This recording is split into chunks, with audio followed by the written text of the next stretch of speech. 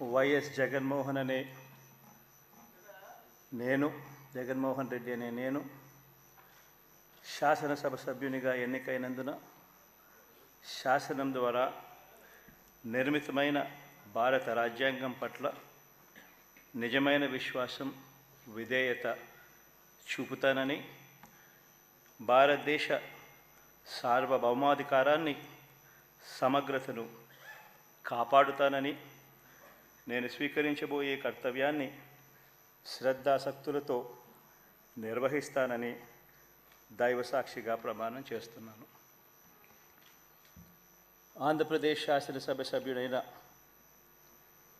YS Jaganmohan Reddy అనే నేను సభా నియమాలకు కట్టుబడి ఉంటానని, వాటిని అనుసరిస్తానని,